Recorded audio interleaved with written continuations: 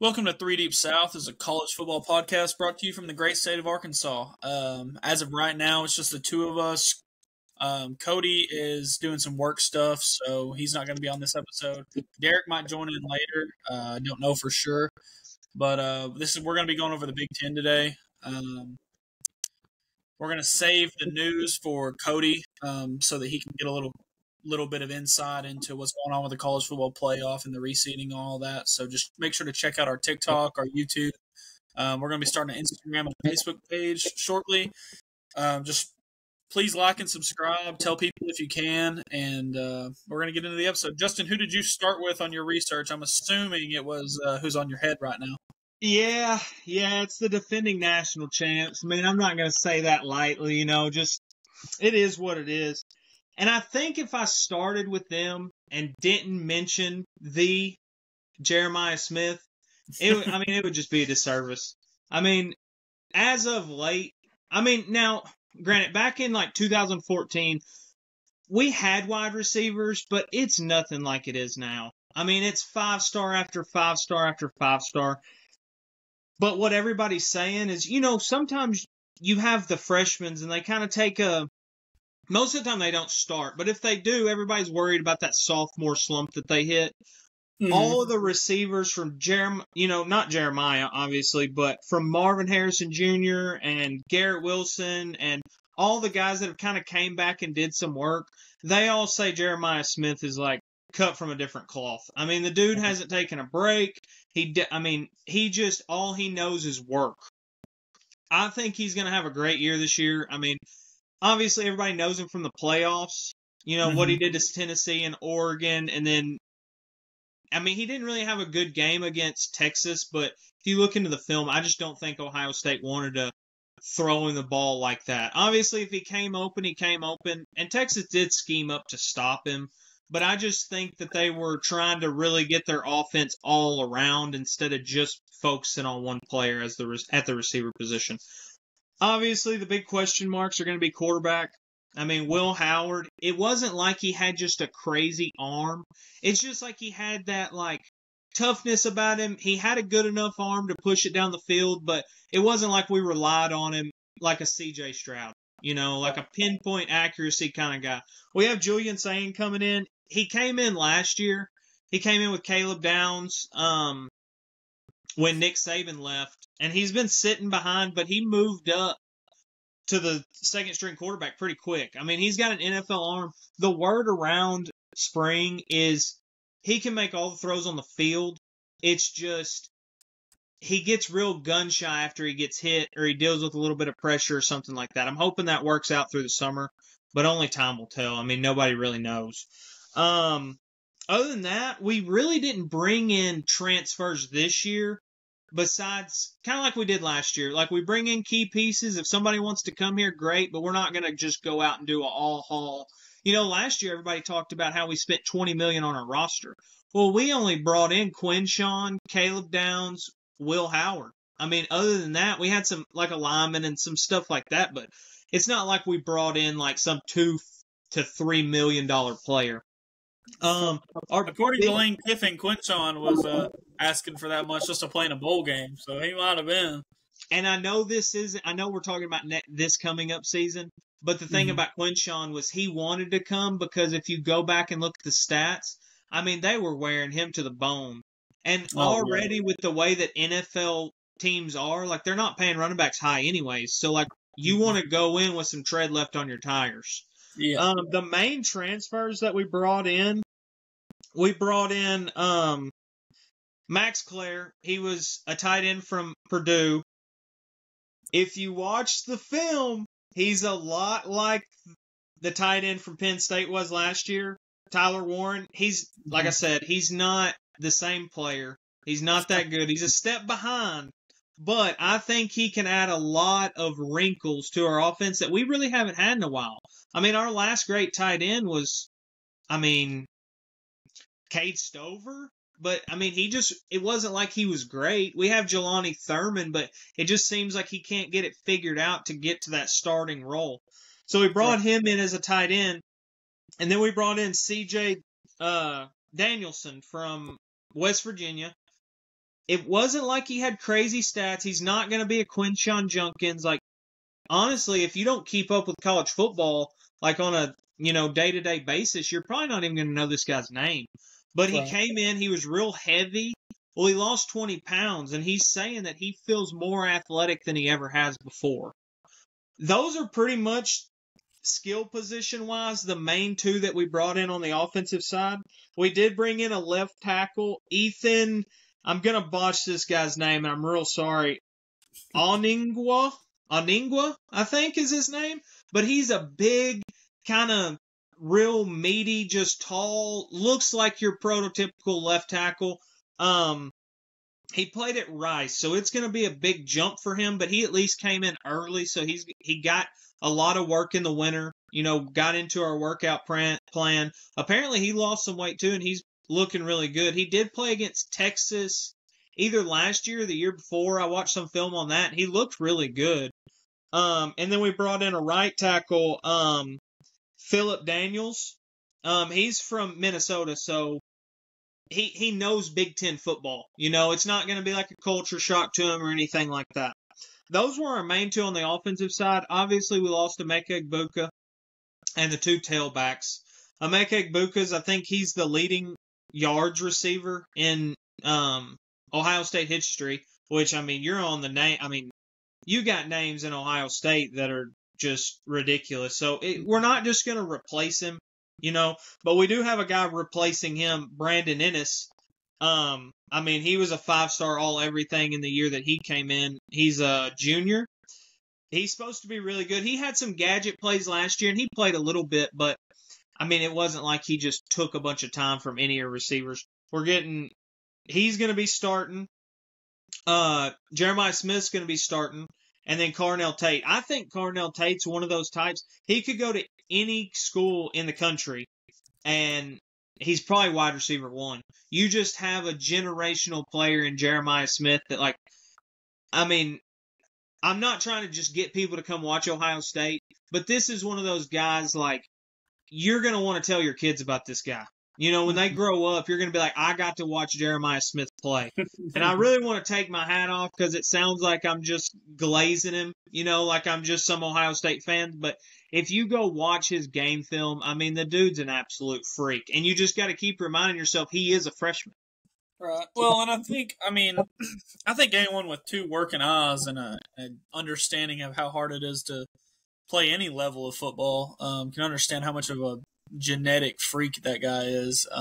He's almost like he's a robot that was meant to play wide receiver, just based on his body and the way he moves and the way it seems like no matter what the situation was, especially in that Tennessee and Oregon game, there was no stopping him. So no, and a lot of times they would shade a safety over the top.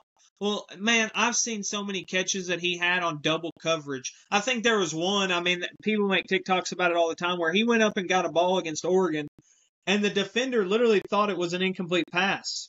But it wasn't because he caught it. For all the people that haven't watched him outside of the playoffs, go watch his highlights from the Iowa game and the Michigan State game. Absolute freak show. What about his highlights for the Michigan game? What happened? What happened whenever they played Michigan? To be honest, so the word is, like I said, I'm just some podcaster, football fanatic that's from Arkansas. So I'm not gonna act like I, just know people around the program. I watch a lot of Minnesota Sports. They're more of a Midwest kind of Ohio State oriented podcast. Apparently, Ryan Day took over play calling for that game. And I don't like Ryan. I love him as a play caller if he's coaching loose. If he's coaching tight, I don't really like him. He gets too worried. He don't throw the ball like he's supposed to. He just worries, which kind of leads me into the next point. We do have a new offensive coordinator. We're leaving, Chip Kelly left, so that's going to leave a lot on the table that I really don't have any answers for. We bumped up our wide receivers coach, which is Brian Hartline. This dude could absolutely have a horrendous offensive coordinator year, and we're still not going to fire him because his recruiting is elite.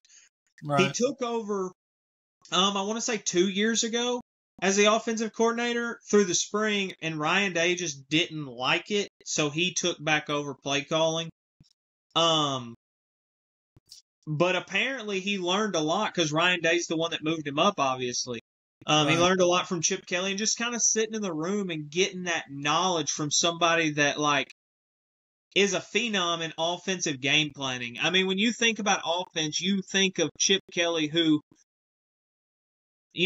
came up with the spread fast pace. Like, this dude is an absolute freak when it comes to just knowledge of offensive side of the ball. So I think he learned a lot from Chip Kelly. On the defensive side, we brought in a new defensive coordinator, Matt Patricia. A lot of people know who that is. He coached under Bill Belichick for the Patriots. I'm really excited about him. I think he's really going to do good in college. Not just because, like, he's ridiculously smart, but because if you remember when he was coaching at the Patriots, they were losing people all the time. As soon as it seemed like they would get a good corner, they would ship him out, so they didn't have to pay him all that money. So he's used to kind of working the defense around his strengths and weaknesses. Apparently, he's not doing a new defense. He's running Jim Knowles' defense. He's just going to add some kind of creaks and crevices to it the way that he wants to. I really like him. I think he's great. Everybody else stayed the same on the defensive side of the ball. I really like Matt Patricia. I know it's a question mark because it's a new defensive coordinator, and I mean, they're coming off the heels of the best defense in all of college football last year. But I think he's really going to do something that, they might not have the top defense, but they might have the number 5, number 6, number 7 defense. They did bring in some people on the defensive side of the ball. They lost a lot of defensive linemen last year. They lost pretty much all of them. JT Tuimoloau, Jack Sawyer were the 2 ends. They lost both of them. They brought in a kid from Idaho State, actually. And he played against Oregon. And, if you remember that game, they kind of took Oregon to the wire. And their defense was a lot to do with that. So I think he's going to be a really good player. And then they also brought in Bo Atkinson. He's from North Carolina. He had 7.5 sacks last year. I mean, he's a real player. I think he's like a junior or a sophomore, but I don't think they brought in that one guy that's like, oh my gosh, he brought in, or he had like 7 or 8 sacks, 9, 10 sacks, something like that. They brought in some people. They're still going to start their original guys that they had last year, like Caden Curry. Caden McDonald's a big force on the inside, real run stopper. I mean, they did lose a lot on defense, but I think what helped them was they played a long season last year. And in the playoffs, they got to, I don't want to say it, but they beat a lot of teams really bad. So they got to put these guys in late in games where they got that experience against Tennessee and Oregon in big-time moments when you're playing in front of 100,000 people. So I think they kind of got that freshman or, first-time start jitters out of the way. We did lose a lot, but we're bringing a lot back. We got Jeremiah Matthews, which was a good corner for us last year. Real lockdown. If a corner that was starting last year was having some hiccups, they put this kid in. I mean, he's really good. They're bringing back Davison Igbinosun. Great corner last year. He had some holding problems and some physicality problems up against the line, but I think he's going to get that worked out. The name to watch out for on the defensive side of the ball is going to be Arvell Reese. He played a lot last year. We run a 2 linebacker system, but this dude's an absolute freak show. And another name, he was originally a linebacker. He got brought in as a 5-star. They bumped him down. His name's C.J. Hicks. They're going to put him in on a lot of simulated pressures. Probably play a little bit of defensive end when it comes to like 3rd and longs. The biggest question on the defensive side of the ball is going to be the safety position. Obviously, we have Caleb Downs coming back. But you have a spot open. We're losing Lathan Ransom, which a lot of people don't know who he is, but he was a thumper. He was okay in the pass game, but he was a really good run fitter. The 2 guys that they're talking about kind of up for grabs on that position is Jalen McClain and Malik Hartford. Malik Hartford is an absolute thumper, too. I just don't think he's picking up the system as fast as the coaches want him to, so he's kind of behind schedule. I think he's a junior, but he's just kind of behind. He's not picking it up. I hope he does. I like the kid. He's a really good player, but he's just not picking it up like they want him to. Another cool thing to talk about, too, they have this kid, Lorenzo Styles. He's supposed to be starting at their nickel position. He played a little bit last year. Well, his younger brother is our starting linebacker. So it'd be kind of cool to have, brothers starting on the same side of the ball and being able to communicate. They have ties more than just football. They're brothers, obviously. Right. Their toughest games, obviously, is Texas at home. And if you know Big Ten football, you can only imagine what time that game's going to be on. I did hear that Ohio State got with Fox and was trying to bump it back to 3:30, and they didn't want it to be bumped back. Well, then they offered to bump it back to Sunday at night because, you don't have any NFL football on right now. Well, apparently Texas said they're not doing that. I understand why Texas said they're not doing that, but here's my question. Why is Fox even asking Texas? You have nothing to do with Texas. It doesn't matter. If Ohio State brings up an idea for you to do something like that, you should follow your bread and butter because at the end of the day, 11 million people are Ohio State fans, follow them on social media. So, that's who you need to take care of. That's your baby. Don't worry about Texas. You think ESPN would give Ohio State the same grace next year when Ohio State has to go play at Texas? No, I don't think so. No, that game will be 6 p.m. for sure. Exactly. Man, other than that, I'm really excited for Ryan Day. I think he could go on one of those, generational type runs because I think he finally got that taste of it. He's been to Natties before, but it just seemed like it was slipping out of his fingers. Either bad calls or, just unreliable situations, I guess you could say, with the whole COVID year and stuff like that. I just, I don't think he was prepared like he is now because he has won that game. Once you win it and you get a taste, it's like sharks with blood in the water. Like you're going to want to go back and get that even more because you know what it takes to prepare and get to that situation. They're tough games this year. They play Texas, obviously. Then they go to Washington, which is they shouldn't lose to Washington, but that's a tough environment to play in. They go to Illinois.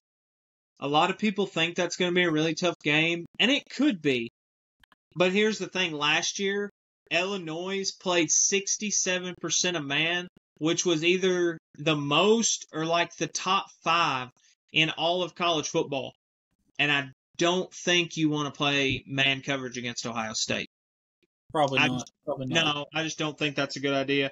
And then they have Penn State at home, and then they got to go to the Big House. And about 4 years ago, if you would have asked me if going to the Big House was a big game, I would have said, hell no. But we're 0-4 in the last 4 seasons.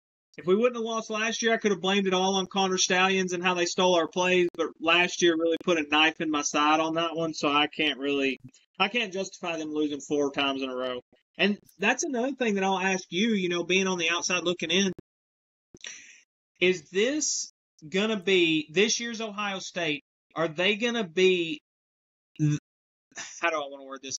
Are they going to be a team that has more to prove than any other coming off the heels of a national championship team has? Because they lost to Michigan, which is their rival, and they didn't make it to the Big Ten championship game. I'll tell you this right now, and I don't like telling people this, before Ohio State played Tennessee, I was ready to fire Ryan Day. I was hoping they lost to Tennessee. I was ready to rebuild the whole system.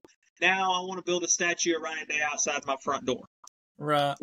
To me, I feel like they got a lot to prove, not only because of the way Michigan has beat them the last 4 years, and I think missing the Big Ten championship is kind of not a big deal. They wind up winning the national championship and beating Oregon, the Big Ten champion. So I really don't think, to me, that matters as much. What I think matters a lot is they were a 6 seed. A lot of people don't think they should have been in. I mean, yeah. And I can't ever say that the national champion shouldn't have been in the playoff. But I could see where, whenever we were talking about it back then, I could see some points on that. I think more importantly, they lost their quarterback. Yeah. They lost 2 great running backs. They lost the all-time leading wide receiver. They lost 2 coordinators. There is a lot of change going on at Ohio State. So it's not that I don't think that – I think they would have something to prove either way, just based on the circumstances that you laid out. Yeah. Not beating Michigan mainly. But I think – can you do it again with all this change? I mean, Nick Saban did it how many ever times? If you kind of want to be in the same air as former dynasties, I mean, obviously 1 year's not a dynasty, but Ohio State is one of the biggest dogs. If you want to continue success, you got to show that you can do that even whenever the situation isn't exactly ideal. And to me, all the discourse about Ryan Day isn't put off just because he won a national championship. If they go 8-4 this year and they lose all those big games that you mentioned, we've seen it before with a guy like Gus Malzahn or a guy like Ed Orgeron. Exactly. Where the fan base was pissed, and then they did something good. The very next year, they were bad again, and their ass was out the door. So yeah, I definitely agree with you.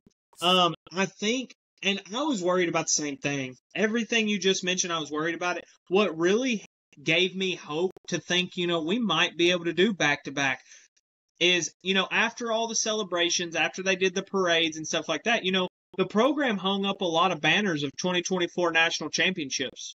2024 national champions, I mean. Our star safety, Caleb Downs, went into Ryan Day's office and told him, we want to take all that crap down. Right. This team didn't win that. We have so many new guys that weren't even here, didn't sniff the field. A lot of guys didn't play, significant snaps that are here right now. We lost, 15 players to the draft, 14, something like that. He went in and he sat down with the head coach and told him we want it all taken down. So it really shows me that they are working to get back to that point. I think, like you said, the biggest 2 question marks for me, just from knowing the program inside and out, is our quarterback going to be – he doesn't have to be great. Is he going to be good enough and minimize the mistakes? And is Brian Hartline going to do a good job at calling plays, or is Ryan Day going to take it back over? Yeah, and I don't think it bodes well for Ohio State if, let's say, they lose week 1, and then by the time you get to that Washington game, you're going on the road across the country. That game's not going to be at noon because the Pac-12 teams or the Big Ten Pac-12 teams they get a pass on that. If by then they've already changed play callers, that does not bode well for the Buckeyes. I don't feel like. No, and another big topic too is they don't rotate well. They started doing it at the end of the season where they were playing more guys, but like they I don't know what it is. I don't know if it's Ryan Day. I don't know if it's individual coordinators. I don't know what it is, but they don't rotate well. I'm hoping that they rotate better now, not just at the receiver position, but on the D-line, on the linebackers. If you can play them. It's better to have 2 guys that are 100% than have one guy that's a little bit better, but he's at 60% because he's played every snap.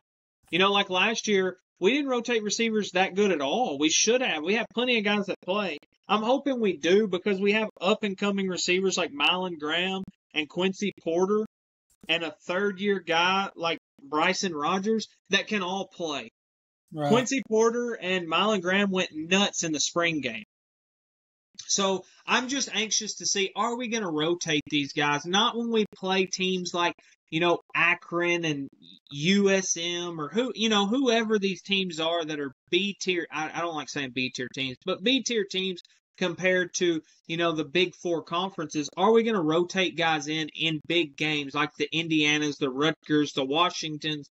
Like, we need to rotate guys. It doesn't matter if they're young or if they're older. If they can play, they need to be playing because it's going to help you out later in the season. I think it'll probably wind up being a good season for Ohio State. But a good season for what I might view a good season might not be what they view a good season in Columbus, especially coming off a national championship. But let's go ahead and move on. We've talked about them for way too long, in my opinion. I'm going to start off with a team that is hungry, a team that their knock is on their head coach that he can't win anything big. He can't win anything that matters. James Franklin, of course, the head coach of Penn State. And my opinion is, okay, they played Oregon close in that Big Ten championship, and I know that that's not a win, but that's on a big stage against a team that was undefeated up to that point. And then they won 2 playoff games, and I know what you're going to say. Oh, SMU and Boise State. Hey, it's a playoff game. It doesn't matter to me. And that's a game that you could see a team like Penn State losing any given year, you know? Yeah. So I do think that more than Ohio State has to prove, James Franklin has a bunch to prove this year. He's got probably 1 or 2. He's got either the best returning quarterback or the second best returning quarterback. He's bringing back 2,000-yard rushers in Katron Allen and Nick Singleton. They brought in 2 receivers from the portal. One guy, Trevor Pena from Syracuse, had 941 yards and 9 touchdowns. And then they brought in a guy from USC named Kyron Hudson. He had a little bit worse stats, but he had Miller Moss, so I'm going to give him a break on that. They're returning pieces all over their offense, and their defense is returning a lot too. Obviously, they lost Abdul Carter, but they're going to be fine on defense. I have no worries about the Penn State defense. They did lose their defensive coordinator, but defense is never a problem in Happy Valley. And even if it isn't up to par, they're returning so much on offense. I have so much faith in Drew Aller. They'll be fine. Really, I don't want to say they're going to win the Big Ten because I also think James Franklin chokes a little bit. Yeah. He doesn't do what you would expect a team like his to do. But to me, it's like, if you're not going to do it this year, when are you? Yeah. You know, I mean, you got to do it at some point. Everyone has to do it at some point. I thought Ryan Day couldn't win a big game, to be honest with you, and then he did it. I agree. I mean, and really, that's all it takes, because I think he was like 1-2. I think he was like 1-2 or 1-3 against top 5 opponents, and then this year it just all turned. Now he's like 5-3 or something. So Right. All it's going to take is 1 year for Penn State to do it. But the thing is, man, is like history just seems to repeat itself, and I just can't trust Penn State. I mean, they had Ohio State on the ropes. They were up 14-0 at home. Yeah, it was at home. Yeah, and they turned around and lost it. So it's they got stopped 4 times on the inch line. Exactly, with the 2,000 back rushers that you're talking about. But anyways, about Penn State, they did bring in big pieces. But here's my question to you.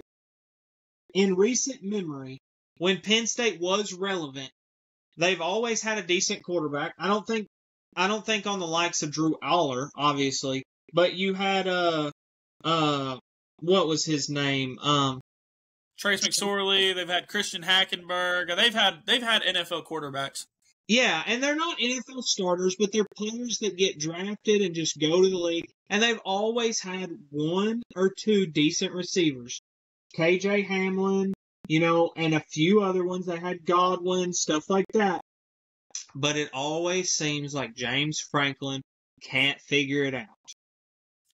And I understand that. And until he does it, no one's going to believe that he can. But he's got a lot of opportunities to me to either flip that script or just be okay again. Week 4, they host Oregon.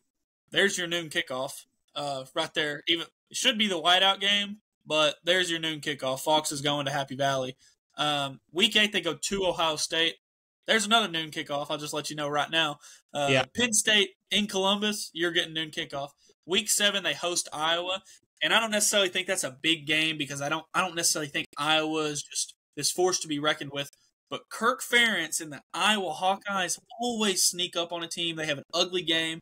Be it in Iowa or in Happy Valley, it doesn't matter to me. I think that's a very important game, Week 7. It's the week before Ohio State. So it's just kind of lining everything up for them to slip up and lose that game. And then Week 12, they host Nebraska, who, if Derek does want to get on this call, he'll go into Nebraska. If not, then we'll talk about him. I think Nebraska's a potentially I'm not going to pick them to win the Big Ten championship either, but they could be a team that you could see there in the end with a chance, with odds to do it. And what I love about State's schedule, though, is besides Week 7 and Week 8, every one of their big games is pretty spaced out. And all they have to do, to me, is not get the doors blown off them by Oregon or Ohio State. Take care of the rest of it, and they'll be in the playoff again. I could see this being a real big year for Penn State. Better than last year. You know, last year they had Notre Dame on the ropes in the semifinals, and then we see Notre Dame beat them in the second half. But we could have seen Penn State, Ohio State again, and I think that would have changed the script on it. It is one of those wait and see things. But if you're just looking at a team and you're looking at what they're returning, and you take all the stigmas away or the before thought about it out, this is a team that on paper, to me, wins the Big Ten. If you just look at it based on returning success and what they did last year, essentially. Yeah, I definitely agree. I mean, they're kind of like that Ohio State last year, and, the Michigan team the year before, they brought back a bunch of people. They have a lot of people that are hungry, because you can't sit here and tell me that all these players aren't hearing the same thing we're talking about right now. They can't win the big game. They can't figure it out. They can't do this. They can't do that. All those players hear that. They came back for that reason. Drew Aller was talked about as being, a top 5 quarterback taken in this year's draft, but he decided to come back. And he decided to go back to Penn State. He could have easily transferred to somewhere else that had receivers, that had, an offense that was going to feature him a little bit more to get his name out there even more than it already is. But he decided to come back. The 2 running backs decided to come back, even though they know how the NFL is when it comes to running back. Both those guys would have been drafted probably around the 2nd or 3rd round, maybe 4th. But they all decided to come back. I think they have a lot to prove.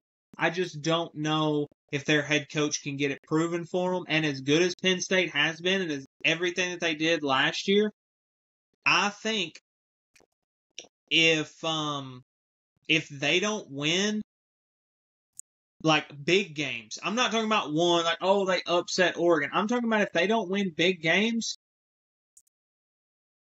he could be on the hot seat. And I know that sounds weird to say, but man, I've seen it. They've been doing the same thing year in and year out. 10-2, lose to Michigan and Ohio State. 10-2, lose to Michigan and Ohio State. It's every single year. And I don't know if Penn State's going to get tired of that, or if they're going to be complacent, kind of like your Iowas and teams like that. They're like, hey, we're happy with where we're at. I just don't know. I don't keep up with their fan base enough to know that. So they might just be okay with making it to the playoffs, getting knocked out by a big-time team, beating the teams you're supposed to. It's just one of those things, I think only time will tell, and I think it depends on the fan base. I know Ohio State wouldn't be happy with that at all. But my biggest question for that, and to anyone that does want James Franklin gone, is who are you going to replace him with? Really? That's the biggest question around all of college football. And I think that's why so many schools that are kind of on that level of yeah, we're good, but we could be a little bit better. I think that's why you're not seeing them fire their head coach as much, is because it's yeah, but who are we going to replace them with? Because all these teams are just locking down their coaches with 5, 6, 7-year contracts. And you're going to have to buy them out of that, pay them to come where you're at, and then NIL is a thing, so the school's going to have to pay for that. And now you have profit sharing coming into play and revenue sharing and all that. So, I don't see how these schools are just going to keep paying more and more money, but, we'll see.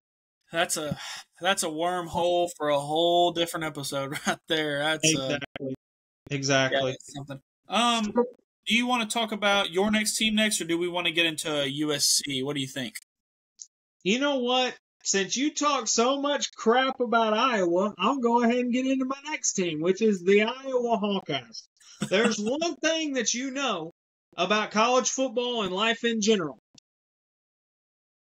You have death, you have taxes, and Iowa football will always have a good defense. There's no way around it. They're always going to have a defense, and they're always going to have that guy that you don't know about, but he's just an absolute freak show. And he's probably going to be a white corner.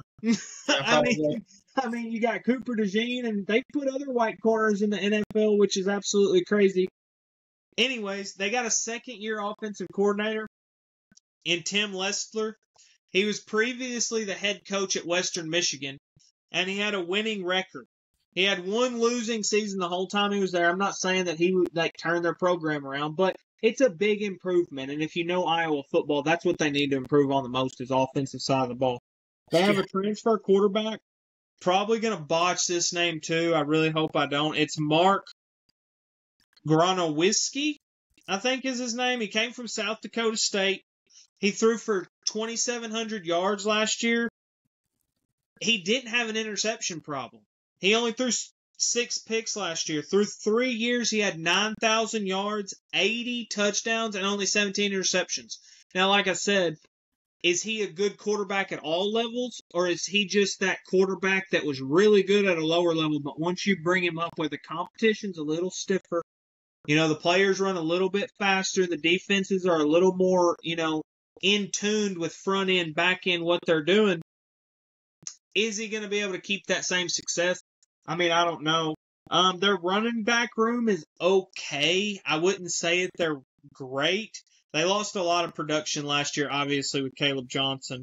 So the guys that's coming in, they've been there. They're not transfers, but they just didn't get a lot of touches. They really rode Caleb Johnson hard last year.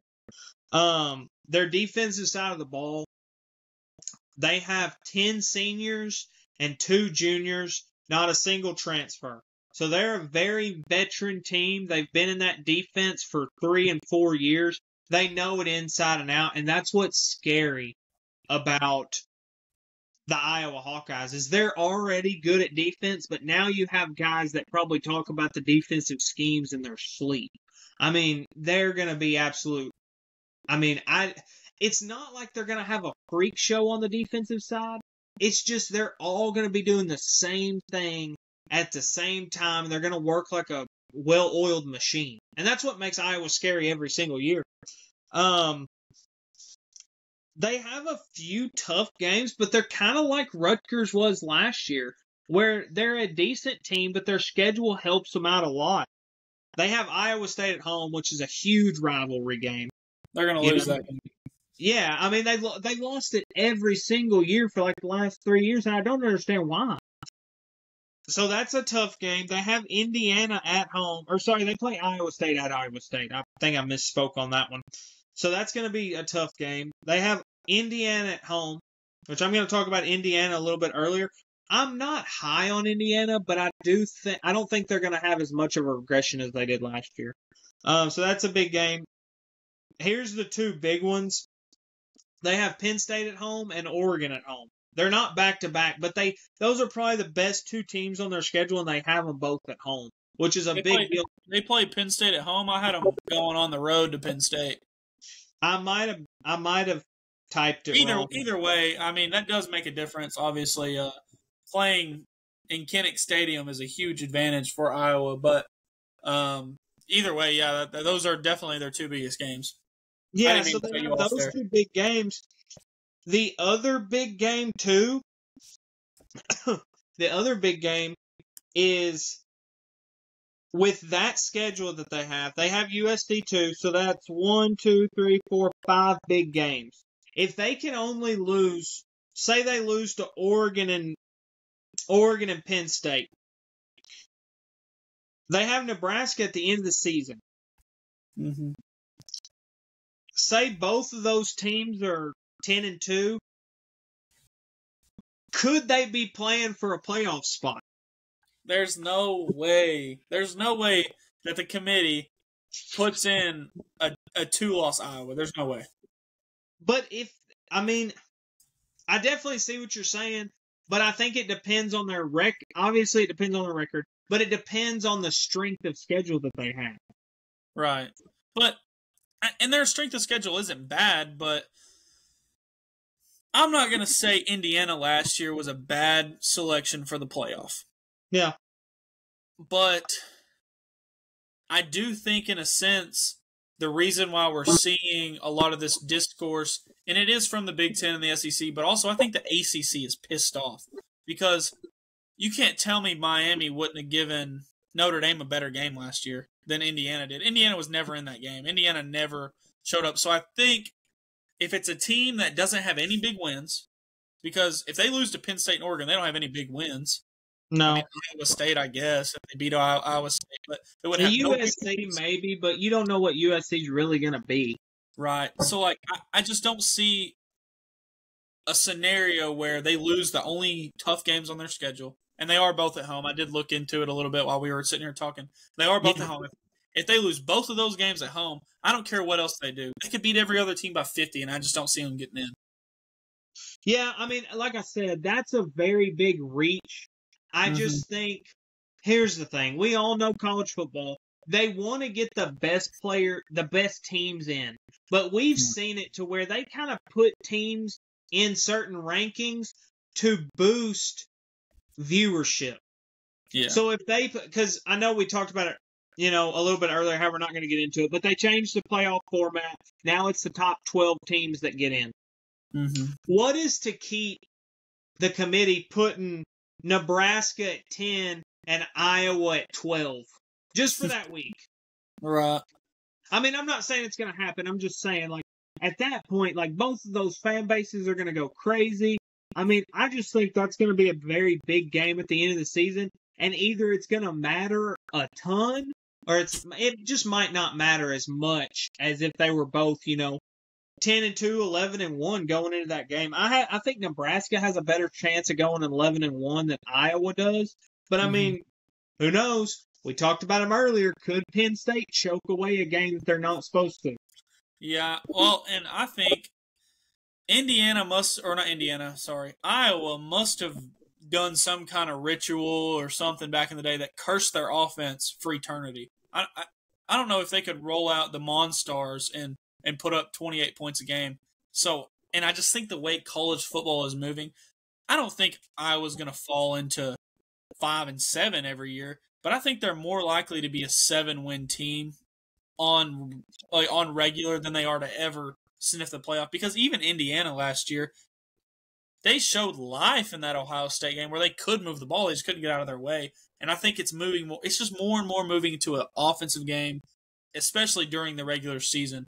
In the playoff, we saw defense mattering a lot more, but I don't see them beating an Oregon with the way their offense runs. I don't see them beating Penn State, and I don't see them beating Nebraska either. I'm pretty high on Dylan Raiola, and they brought in a new offensive coordinator. I cannot think of his name right now.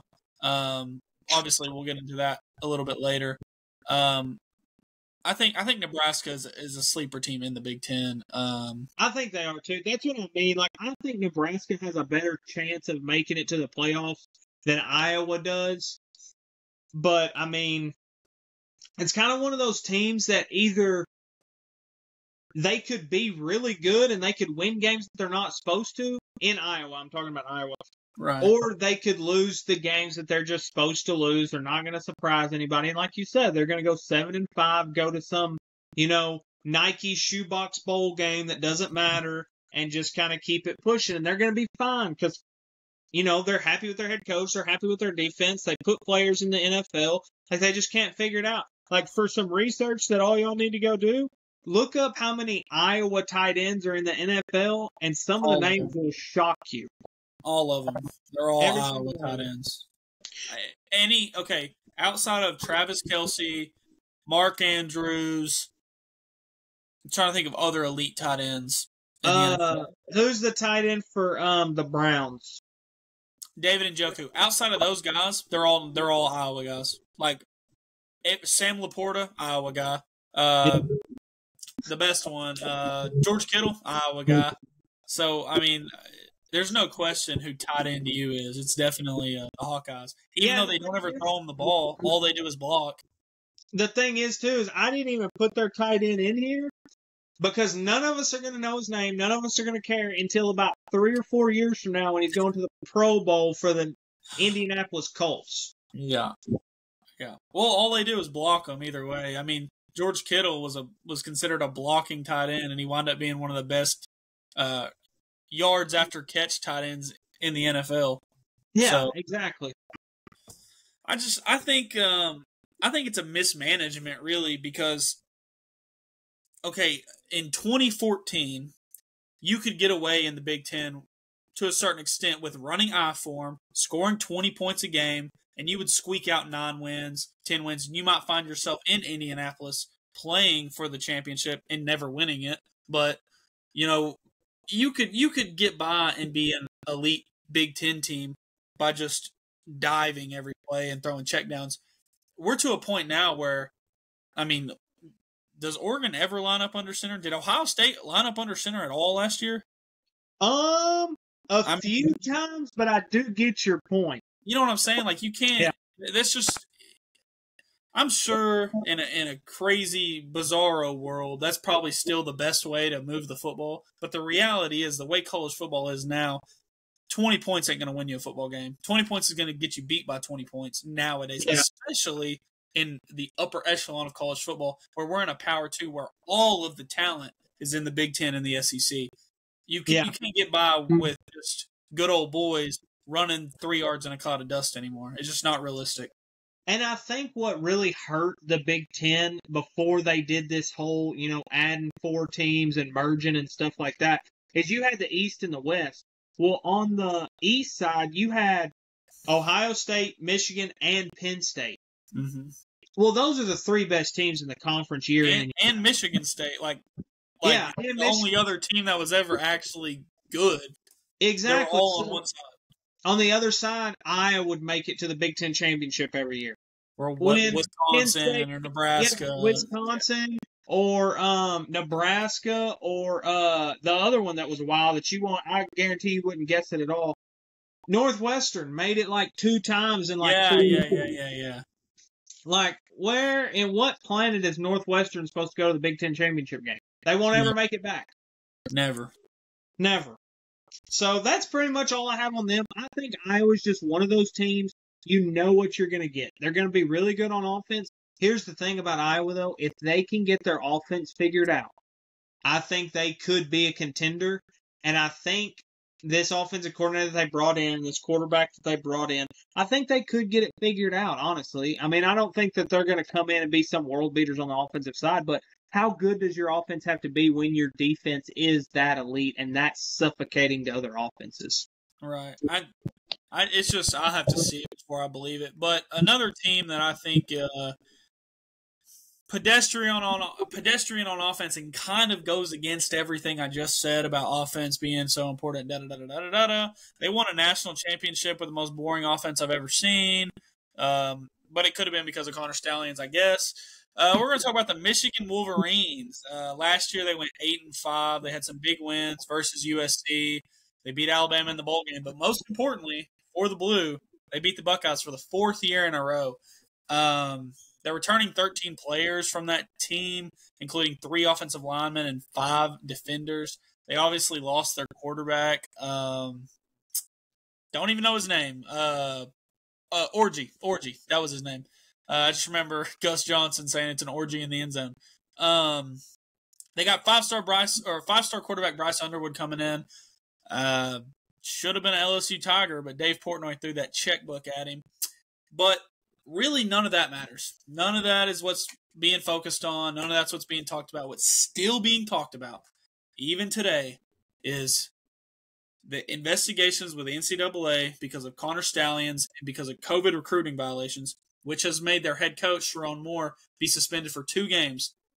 Why did he pick week 3 and week 4? He's an Oklahoma grad, so he didn't want to miss that game. But now instead, he's not going to be available for their week 4 game at Nebraska, who's notoriously a crazy place to play, a team that feels like they're on the up and coming. It feels like they could contend, and he chooses to miss that game. I'm not really big on Michigan this year. I think 8-5 was, 7-5 in the regular season. They won their bowl game. I think that's about what they're going to beat their bowl game with that depleted team with the quarterback that couldn't throw. Alabama, they were playing, or whatever his name is. Jalen Milroe was taking NIL pictures in the freaking tunnel before the game. Look, a Saban team beats the dog crap out of that Michigan team, but whatever. Kalen DeBoer, that's a Washington guy, whatever. I'm not an SEC homer anyways. I'm glad they beat Alabama. Anyways, they do have a really tough schedule this year, too. They go to Oklahoma week 2. They go to Nebraska, like I just talked about, week 4. They go to USC. They get to host Washington, who might be good, they might be bad. Either way, that's another formidable opponent. And then week 12, Ohio State comes to the Big House. Probably angry if I had to guess. Yeah. To be honest with you, their defense is going to be good. It just is. Them returning 3 offensive linemen, I will say this, that was a strength of their team last year, was still their run game. Their run game was still good. Donovan Edwards didn't go crazy like everyone thought he would, but he still had a pretty good year. They just didn't have a quarterback. They really missed J.J. McCarthy. But they got a young guy this year, which they could have another starter. I can't remember his name. It'll probably wind up being Bryce Underwood. But the way I see it going is they're not going to beat Oklahoma week 2, in my opinion. I think Oklahoma's it's going to be an ugly game. But I think Oklahoma's going to win that one. I don't think they're going to beat Nebraska, and I think it's going to be halfway embarrassing.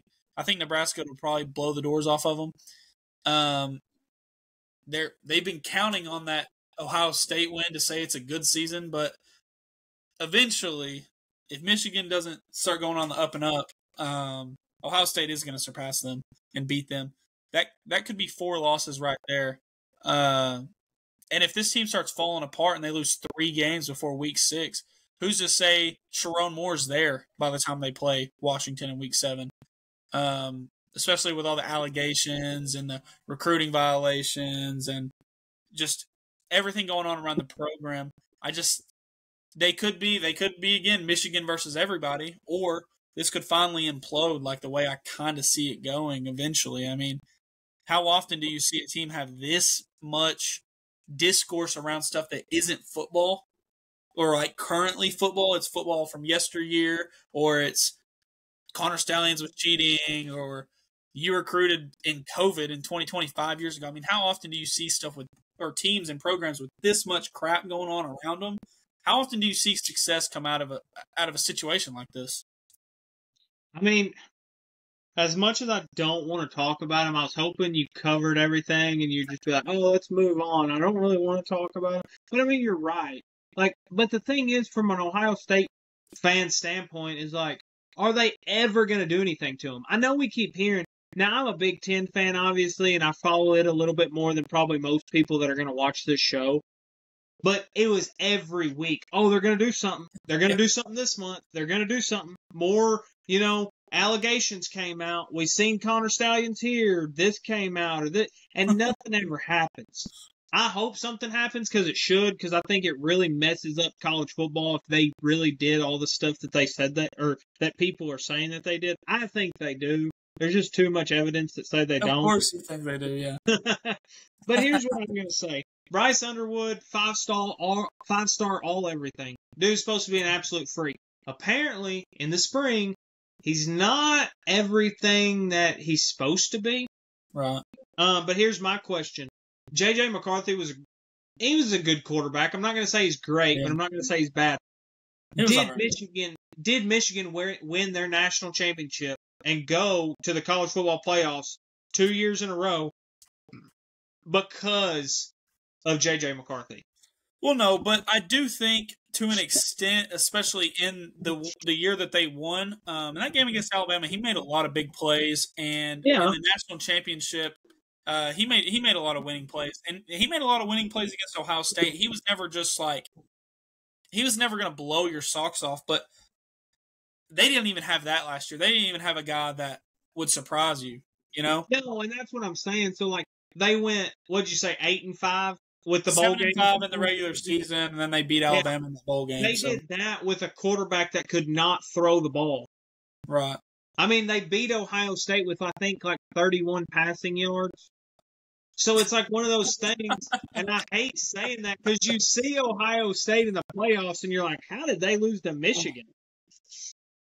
But with that being said, if Bryce Underwood is somewhat of a quarterback that can throw the ball, I don't think they're going to be better, but I think their offense is going to be better. Right. And I just think their schedule doesn't bode well for them. No. I just think you're going to be able to tell, okay, Michigan is improved this year compared to what they were last year. Another guy that they brought in is Justice Haynes. He's a pretty good running back. I mean, he came from Alabama. He had right around 500 yards rushing with 5 yards per carry. It wasn't like he was crazy. It wasn't like he was, anything. But if you're a running back that wants to go somewhere and get your numbers up, why would you not go to Michigan? Right, I would. I mean, if I had the ability, which I don't. Yeah.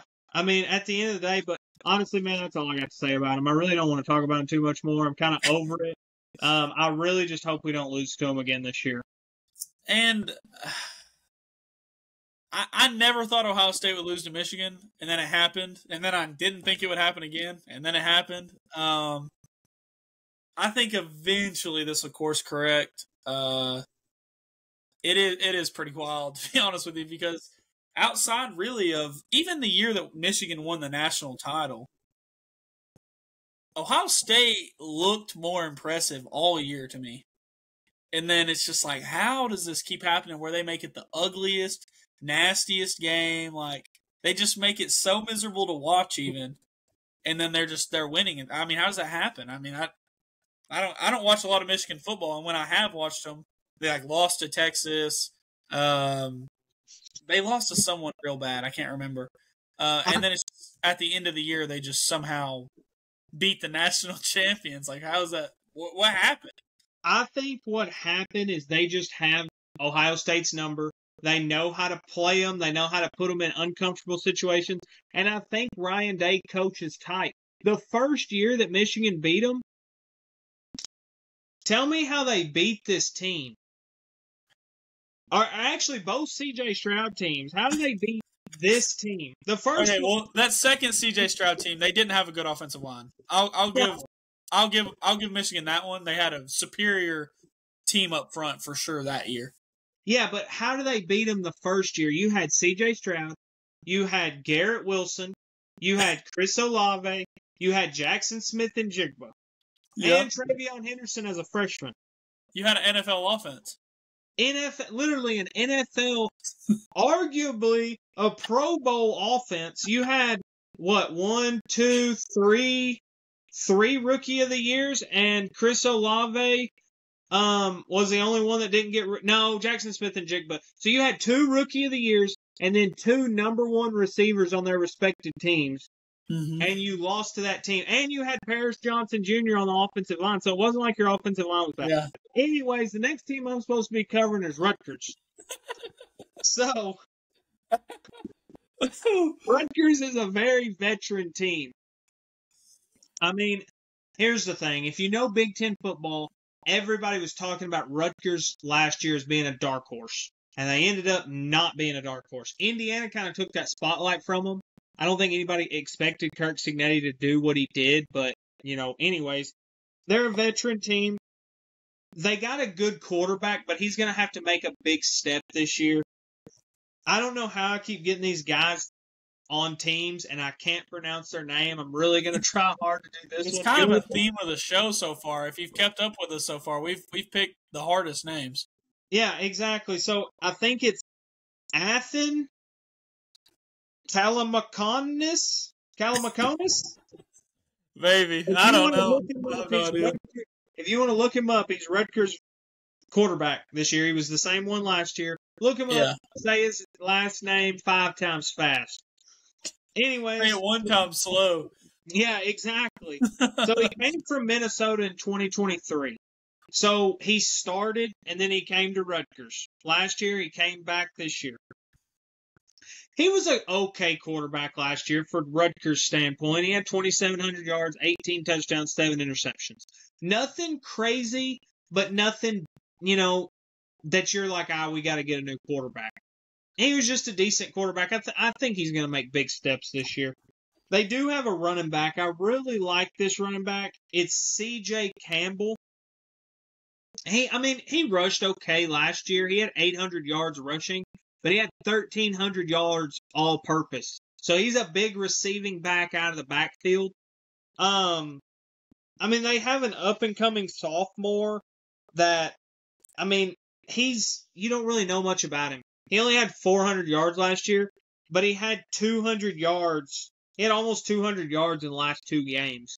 So he really did something in those last couple of weeks that, he built on something. Either the offenses started working around him or, something happened there towards the end of the season. It just seemed like it clicked. Their big games, they really don't have that many. And they play Oregon at home, so that's good for Rutgers. They go to Ohio State, and then they have Penn State at home. So probably 3 losses. Yeah, probably. But it's Rutgers, so if they only have 3 losses, that's a good season. And if they can sneak one of those in, they have 2 losses. That's a great season for Rutgers. That's kind of what they were supposed to do last year. I don't see them doing that. I think they're going to lose some games that they're not supposed to. They're going to win some games that they should. They're going to just kind of be that average Rutgers team. But I think they're going to really help the Big Ten in saying, hey, look, we beat this 7-5 Rutgers team that was a pretty good team. Instead of, typically the Big Ten has 3 or 4 good teams and everybody else is just bottom of the barrel, can't hang. So I think Rutgers is going to be one of those good mid-level kind of teams that you're going to have to prepare for. You're going to have to play them. It's not like a Purdue where you can go in, try some different schemes on offense, do some different things, and then they're going to beat you. I mean, you have to really prepare for Rutgers. I don't think they're going to beat anybody that they're not supposed to, but I think you're going to have to play them. You can't go in a cakewalk. And if you know anything about Big Ten football, Rutgers is not a fun place to play, not because it's loud and rowdy, because it's just dead. Nobody wants to show up to games there. And it sucks because Rutgers is a really, passionate football team. I like their head coach. They have had winning seasons. It just seems like nobody in that state really wants to mess with college football. And I mean, I feel bad for the kids, but it is what it is. I don't think that they're going to surprise anybody like Indiana did last year, but I don't think they're going to be a horrible team is what I'm getting at. I think they're going to be that middle of the pack Big Ten team. And I mean, for Rutgers, that would be a big step forward. Just even if they go 7-5, to me that's a step up because they've kind of been the doormat of the Big Ten for a long time. A team that I got that could kind of sneak up on people, just based on they had a good year last year. They are returning everyone. They're returning their whole coaching staff basically. Is Illinois. They're returning their quarterback. More importantly, I can't even remember what I was about to say. Oh, they're returning a quarterback last year that was pretty efficient. And Luke Altmaier, he had 2,700 yards, 22 touchdowns, and 6 interceptions. I mean, that's not a blow your socks off type of year, but that's a pretty good year for an Illinois quarterback, especially. And my biggest question for Illinois is: yes, you returned the most production out of everybody else, but is the production you returned good enough to overcome teams like Ohio State at home? They go to Indiana, and I know we've said we don't know really what to expect out of Indiana, but that's still a team that made the playoff last year. And USC at home, those are all – they beat USC last year, but USC is going to improve. Ohio State's obviously Ohio State, and Indiana, who knows what to expect. Are you good enough with your returning production with another year in that system to kind of be that Indiana this year? Because I think if they do the same thing Indiana did, I mean, why not? Why couldn't they make the playoff too? I know I just said earlier how I don't think that'll happen again, but they were a team that was close last year, kind of. Brett Bielema was very outspoken on why he thought Indiana or Illinois should make the playoff. They're going to have eyes on them just in general because they are getting picked a lot as a sleeper team, and they don't play a bad schedule. So if it is a bloodbath in the Big Ten this year, which I think this could be a year for the Big Ten similar to how it was for the SEC last year, where there's not a lot of returning guys in key positions. So there's going to be a lot of, I feel like, infighting, inbeating. Like, Oregon might beat Penn State and then lose to whoever, or Illinois might beat USC and then lose to Indiana, or Ohio State might beat Penn State and then lose to someone they shouldn't lose to. I feel like this is going to be kind of a similar year in a sense. So if a team like Illinois only loses one game, they could find themselves in Indianapolis this year, and then they could find themselves playing for a playoff spot. I don't necessarily think that's going to happen. I think they're going to lose more than one game. I just it's just kind of hard to find losses on their schedule. I mean, their non-conference is nothing. They go to Duke. I don't expect Duke to be anything. They in September, really USC's their big one, and it's at home. Then they get, I'm not going to say a bye week, but Purdue is a bye week essentially to me.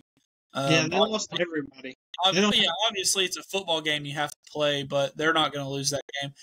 And then they play Ohio State, and then they got to go to Washington. So, I mean, right there is kind of their toughest stretch, but they do play Rutgers, who you just talked about could maybe be good. Other than that, it's Maryland, Wisconsin, Illinois. I mean, this is just shaping up to be a team. It almost feels like the Big Ten wants them to be good this year. Yeah, and the thing is, too, is like you said, last year, Ohio State, Penn State, and Oregon made it. Ohio State didn't even go to the not the college football playoffs. They didn't even go to the Big Ten championship game. So could, a team like Illinois lose to Ohio State, be a one-loss team, and there's two undefeated teams. There's two undefeated teams in the Big Ten. So they don't go to the Big Ten championship game, but they make it to the playoffs. And if they do get to the playoffs, could they make some noise? Are they really good enough? Because they were good last year. Their defense was good. I mean, their offense was, it's kind of like an Iowa, but with a B-level with a better quarterback. Yeah, with an offense that's at least being able to move the ball. Yeah, they're not just 3 and out all the time. They don't have a punt counter in their stands anywhere, Yeah, exactly. So but are they good enough? Can they compete with more talented teams and give them a run for their money? Or is it going to be kind of one of those things like Indiana? Y'all made it to the playoffs, but you kind of shouldn't have been here. Right. I just don't see, I don't know. This feels like a Brett Bielema Big Ten team. It does. It feels like a team that's going to be senior laden, and they're going to be sound, and they're not going to beat themselves, but I don't really think that Illinois is going to have anything to put them over a team like Ohio State. Or if they do make the playoff and they play an SEC team that also lost a couple games, I mean, I just don't know if Illinois is going to be good enough to do anything with it, Yeah, and that's what's weird about Illinois is I didn't think they were going to be that good last year. And it just seems like they just punch and scratch, and they just end up being a halfway decent team. Right. And they did beat South Carolina in their bowl game, so I mean they've proven that they can do it. It's just I don't know how much football that's fun to watch. Right. You're not going to get up excited on a Saturday at 9 a.m. and be like, man, I can't wait to watch Illinois play anyone. Even if they're playing Ohio State, I don't care to watch that game, Yeah, no, you're exactly right. I mean, speaking of Illinois, the team that we kind of keep thinking that they might be kind of like they were is Indiana this year. I think that's a big talking point for the Big Ten. Not only because of, they are going to be a good team again this year, but Kirk Cignetti was probably the loudest coach in all of college football last year. Google me. We win. He just did a lot of talking. And like I said, some of it was warranted, but then he played, in the college football playoffs, he lost, and he played Ohio State late in the season. He lost pretty bad, 38-15. So can he make another run like that again? I don't expect him to make it to the playoffs, but can he make another decent run, or is he going to go to 7-5? I think if he goes to 7-5, a lot more people are going to be a lot harder on him because of what he did last year and how loud he was. They're just going to have a lot of eyes on him. I feel like a lot of people are going to want to watch him because of what Kirk Cignetti says in, his in-game interviews and his post-game interviews. Now, they lost their quarterback last year. He's a pretty decent quarterback. He got drafted. But they're bringing in a transfer quarterback, and this kid was pretty highly rated coming out of the transfer portal. He came from Cal, so it's not like he came from some big-time program. I get another name that's hard to pronounce. Fernando Mendoza. He threw for 3,000 yards last year. More importantly, has a 68% completion percentage, which is big in college football. When you want to look at a quarterback, don't just look at yardage. Look at completion percentage and see how accurate and how good they are, because it's not like Cal has ridiculous receivers. They only brought in 5 offensive transfers and 3 defensive transfers. So it's not like a lot of their guys last year were seniors or juniors or people that left, or, they had a team and they kept their team. Right. It's not like they lost a bunch. It's not like a bunch of people jumped in after the portal because they didn't get playing time. I think a lot of their players are really buying into what Kirk Cignetti says and how he coaches. And I think they really embody his mentality, which is good as a football team, because you want your football team to be, you want them to be, I don't want to word this, you want them to be confident. You don't want them to be cocky. Their biggest games, they got Illinois at home, which helps. It being at home is going to help. I feel like a lot more fans are going to buy a lot more tickets because of how good they were last year. They go to Oregon, which is going to be a tough game. And then they have Penn State at home. But other than that, they skip out on Michigan. They skip out on Ohio State. So, if they win, say they win 2 of those games, are they 11-1 again this year? It could be. That's a reach. For Indiana to have 2 back-to-back seasons where they go 11-1 and make the college football playoffs, I think that's a lot to ask for. But, they got really lucky with their schedule this year. Right. Well, and it's kind of a similar situation to last year where you were kind of looking up at week 8 and you were like, wait, Indiana's 7-0? Like, what are you talking about? You know what I mean? I haven't looked at their schedule in depth, but based on what you're saying, this could be a very similar situation where Indiana's looking up at the end of the year and they're top 10 in the country and you don't know where it came from. Exactly. And the thing is, too, about Indiana, all their games are spaced out. They don't have games right on top of each other. That's like, we talked about Rutgers earlier. They play at Ohio State and then go to Penn State in back-to-back weeks. Right. So Indiana has some space in between those games, so it's not like they're playing, Oregon and Penn State back-to-back. So it's going to be kind of one of those things where, you're in a Big Ten conference, obviously, that every team is good. You're not going to be able to just take weeks off, but it's not like you're playing a big dog week to week. Mm-hmm. So I think they're going to be a decent team. I think they could make some noise for the playoff if everything goes right.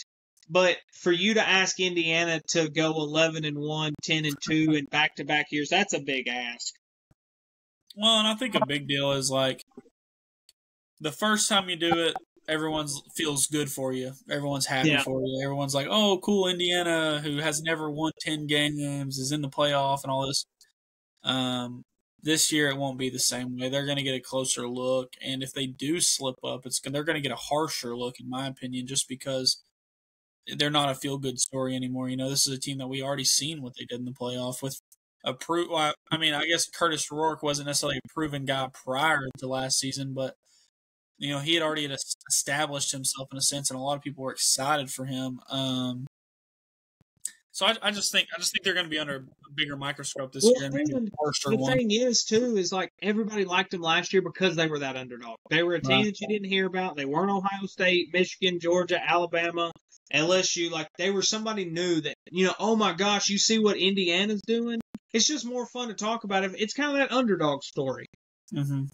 And they're not going to be that this year. They're going to be like, hey, what is Indiana going to do? We kind of expect more out of them.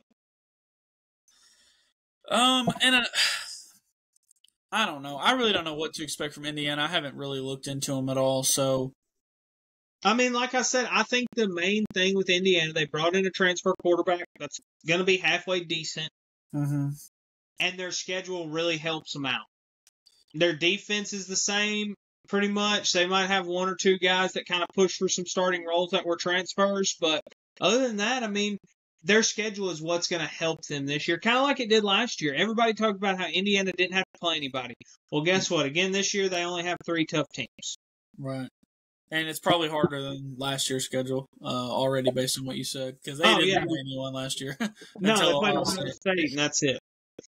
A team that we've kind of mentioned a few times here, and we've kind of just alluded to as a big game for a lot of these schools is Nebraska. Obviously, they got Matt Rule as their head coach, his 3rd year there. They got Dylan Raiola, who showed a lot of flashes last year, and then also showed the dark side of being a freshman, where he turned the ball over in bad spots and just made bonehead mistakes.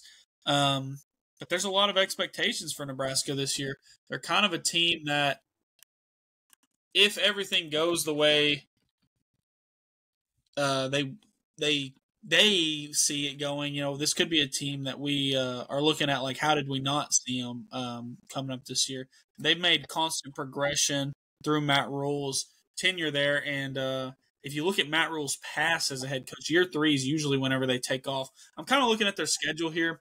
Week 1, they play Cincinnati in Arrowhead Stadium. That'll be a good kind of a litmus test. I don't think Cincinnati is necessarily an elite team by any stretch of the imagination, but it will be good to see. Where did you say they're playing them at? Arrowhead Stadium in Kansas City. Oh, you know who's gonna love playing there? Travis Kelce. No, Dylan Raiola. Yeah. Patrick Mahomes lookalike. I forgot. The second of Patrick Mahomes. Right. I mean, yeah, maybe he'll channel a little bit of that, and we'll see a little flash while he's in the house of Patrick Mahomes. Other than that, in the non-con, they don't have much else. They got Akron and they got Holy Cross, I think that is. So in the non-con, Cincinnati's about their only test. Week 4, they host Michigan, like I talked about earlier. Michigan's not going to have their head coach. They go on the road to Minnesota in October. That could be kind of a weird game for them. They host USC in November. It should be cold probably. That might bode well for Nebraska. And then they got Penn State in Happy Valley November 22nd. And then last game of the year they play Iowa at home. So really, this is a workable schedule. Obviously, there's some potential slip-ups. They could lose to Michigan, even though I've harped on Michigan this whole episode basically.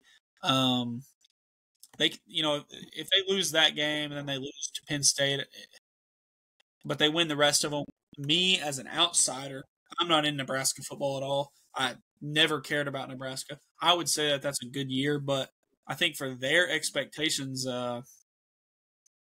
I think they want to do more than that. I don't think they want to lose an early game at home and then the other big away game they got. I don't think they want to lose that one either.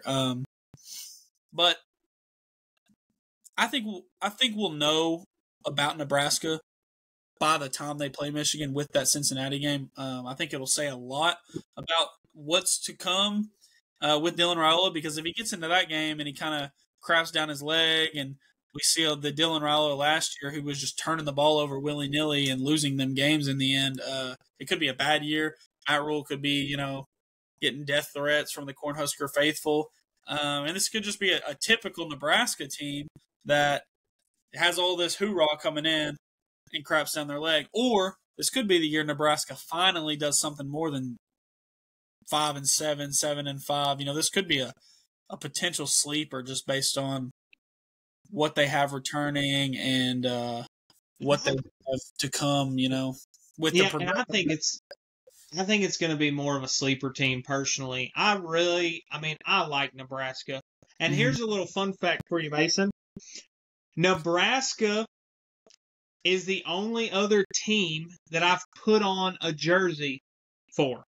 I've only ever worn an Ohio State jersey and a Nebraska Cornhuskers jersey because I, made a little side bet at my previous job and they covered the spread and I had to wear a jersey. Anyways, I really like Dylan Raiola. Honestly, I like him as a football player. I don't like all the Patrick Mahomes doing exactly what he does, blah, blah, blah.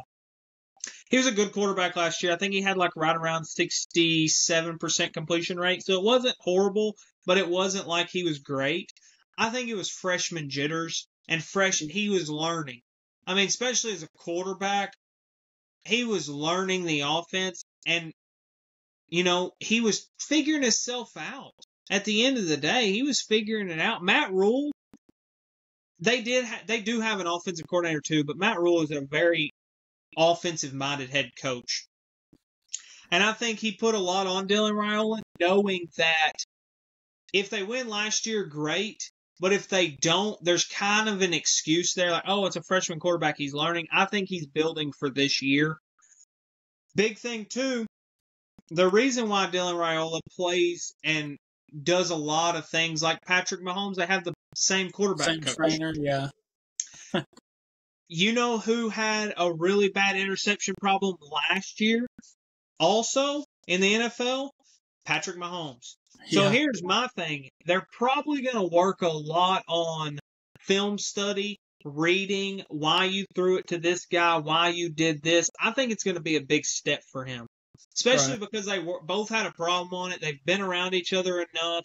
They have the same coach. I think that's going to be a big emphasis outside of just training with Nebraska when he goes and trains on his own. They brought in 2 transfer receivers. One's a senior transfer from Kentucky. He had 700 yards last year. His average was 15 yards per catch. So, I mean, he's a pretty explosive guy. It's not like he was catching bubble screens and stuff like that. And then they have a sophomore transfer from California. He had 500 yards last year, and he had 14.4 yards per catch, which is another guy that is pretty explosive. I mean, if you're anything over 10, 11, 12, I mean, you're somebody to look out for. Their run game. If you're averaging a first down every time you touch the ball, that's pretty good average, I would say. Yeah, exactly. They don't have their running backs are just kind of, I wouldn't say they're lackluster, but they're nobody that's going to blow you away. One of them had 600 yards. I mean, the other one had, they don't really, that's their guy, really. I mean, he played some backup minutes and stuff like that last year. Mm-hmm. Maybe he was their main running back. I don't really know. It looked like he became more of their main running back towards the end of the season. He had 10 rushes, 16 rushes, 18 rushes, 15 rushes. And, he went for 100 yards against Washington and 71 yards against Indiana. He is a receiving back. They seem like they like to throw it to him out of the backfield, especially later in the season. I don't really know what happened. I didn't watch all of Nebraska's games, but I think he's somebody that could make some noise for them this year. I don't think they're going to have anybody that's like a 2,000-yard rusher or anything. I think they're going to rely on Dylan Raiola, but I think they're going to make big jumps. A lot of their defense is coming back. They have a transfer linebacker and then a transfer defensive line position. But other than that, they're all coming back. They're kind of older. They have a few sophomores that start on the defensive side, but I'm really excited for Nebraska, and I'm really glad that Ohio State doesn't play them in the regular season because I think they could be that type sleeper team that you look up, kind of like Indiana was last year. Like, oh my gosh, they're 8-0. Right? Like, are they really? Like, let me watch Nebraska. And I'm telling you this: if you know college football and college football history, Nebraska used to be a blue blood. They used to be that. You got to watch out for Nebraska every year. And watch out if Nebraska starts winning again, you're going to have Cornhuskers coming out of the bottom row of the grocery store, putting on their corn hats on and rooting for Nebraska. Sorry. No, you're good. Go ahead. I was going to say a big thing to me is on their offensive line, they brought in 2 transfers, and they weren't just transfers from Joe Blow schools. They brought an interior O-lineman, Rocco Spindler, in from Notre Dame, and they brought in a tackle from Alabama. And then along with the receivers, they're really working to build this offense around Dylan Raiola. And, maybe if he has – I didn't get to watch a lot of their games. I watched them beat the brakes off Colorado. I didn't get to watch a lot of them after that. Being a Hog fan, I normally was asleep by 3 p.m. From crying and stuff. So I didn't really catch a lot of Nebraska games. But in the game I did watch, even in that Colorado game, you could tell that there was a lot put on Dylan Raiola's shoulders, and he just made freshman mistakes. And so with them building the offense essentially around him to help him, this could be a huge year for Dylan Raiola. And everything I've seen, he did have a bunch of talent. And there was nothing to suggest to me that he wasn't or that he was overrated by any sense, or that he was touted as some guy that he really wasn't, No, I mean, at one point he was committed to Ohio State. I mean, he was 5-star, all everything, all kinds of NFL talent. I just think he got put in the spotlight, and a lot of noise was brought up around him because he transferred high schools, he transferred colleges. Yeah. I think he just had a lot more noise than, your quarterback from Texas A&M, who was a freshman too, or DJ Lagway. He had a lot more noise around him. But I really do think Nebraska's going to make a big, big jump this year. And like you said, Matt Rhule, in history, his third year ends up being his really good year. And it seems like the players have really bought into Matt Rhule's program. And I think that's great for Nebraska. Another fun fact, since we're talking about Nebraska, they have one of the biggest NIL. They have one of the biggest NIL collectives. Yeah, like they're not putting in a bunch of it right now, but they have the potential to be an NIL juggernaut. If you know anything about money, a guy that is a big, big fan of Nebraska would be Warren Buffett. So you can't sit here and tell me if they needed some money, they could go out and get some money. And I think what it's going to take is just a taste of a good season or a playoff run. And that's when fans are really going to start throwing money, especially because Dylan Raiola has one more year after this. Right. And I think it's good for college football if a team like Nebraska returns. It's very... Like you said, in the 90s, they were, they were running the wishbone, of course. But Tommy Frazier is a guy that comes to mind when you think of great college football quarterbacks. He was Nebraska's quarterback, and they won a national championship. Yeah. So, and I can remember them being okay in the 2010s before going to the Big Ten, and even a few years in the Big Ten, they were okay. I do think it's important that that Nebraska just keeps improving, and then maybe the money will come in it. But more importantly, their fan base has been there the entire time, even through Scott Frost and all these expectations that eventually turned to disappointment. They've been there. They've sold it out.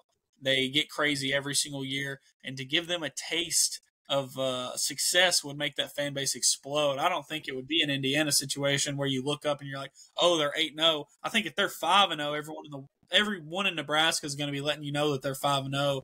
They're going to be not in your face necessarily. I've never met a butthole Nebraska fan, but a few. But every time that they're good, though, you definitely hear about it. And whether that be baseball, basketball, football, I mean, if Nebraska's good, you hear about it. It's probably similar to the Hogs. If we're good, we're kind of loud and boastful and a little wild.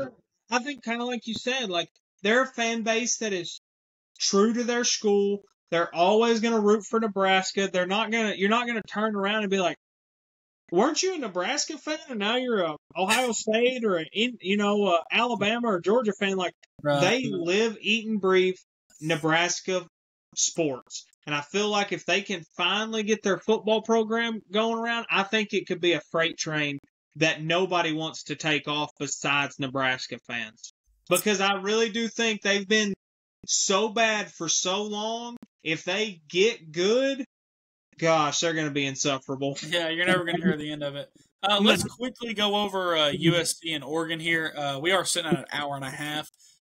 So Oregon brought in transfer quarterback Dante Moore. He went to UCLA in 2022.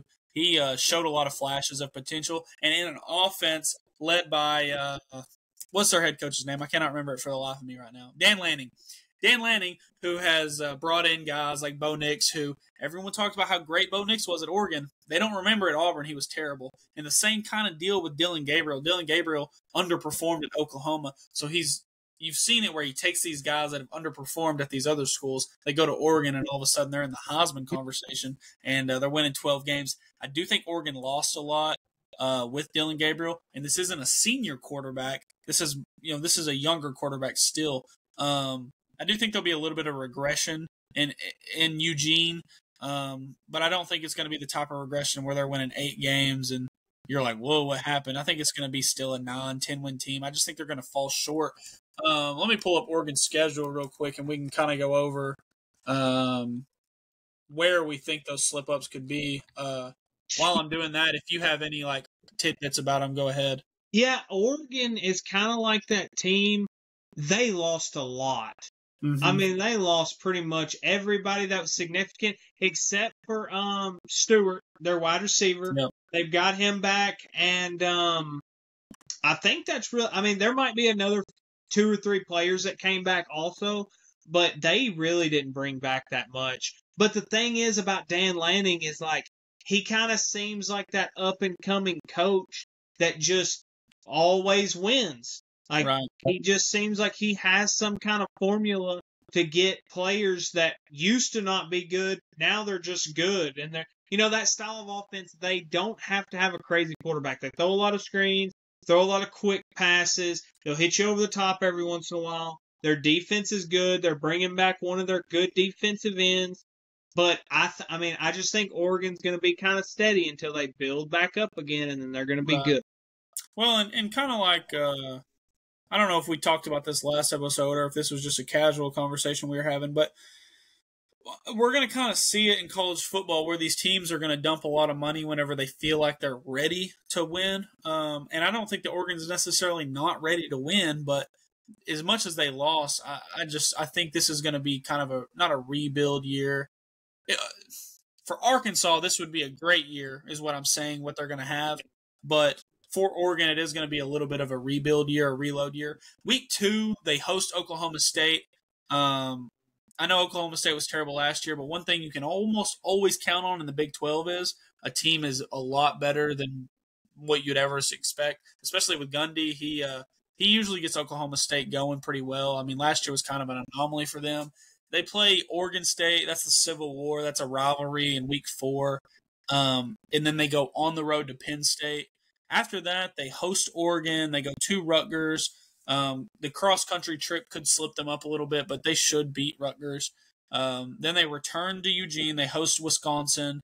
They go to Iowa. They host Minnesota. They host USC. And then they have a short trip to Seattle to play Washington. So they don't have the toughest schedule in the world, but with kind of how it's flip-flopped, okay, well, they're home, then they're in Iowa, and then they're home, and then they're in Rutgers, and then, they're home for 2 weeks, but they got to go on the road to Washington, who is their biggest rival. That's kind of a hornet's nest for them in a sense whenever Oregon walks into Seattle. There could be 3 losses on there. That wouldn't surprise me, but it also wouldn't surprise me if they're back in the playoff. This has been a program since Chip Kelly was at Oregon that has pretty consistently been near the top of college football.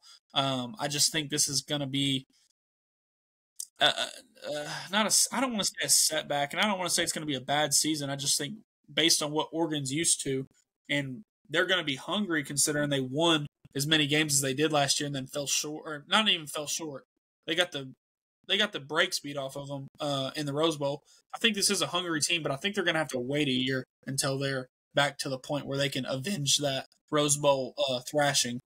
I agree. I think their quarterback's really good. I think he's still learning. He started as a freshman at UCLA, and then he started, but it was more like, okay, you started 5 games, and then our other quarterback started 5 games. But, Right. He has an absolute cannon as an arm. He can make any throw on the field. It just depends on how he matured behind Dillon Gabriel and, being in the offense for 3 years.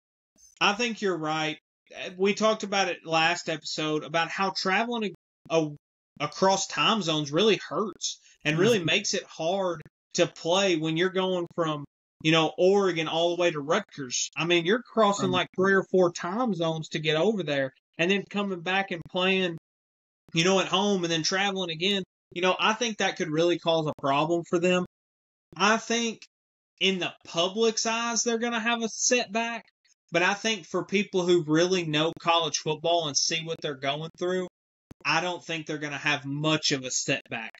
Right. If that makes sense. You know, to people, they're going to be, oh, they went 9-3. They just didn't play good. It's like, well, they went 9-3, but they had to travel 2,000 miles to go here, then come home, and then travel 2,000 miles to go here.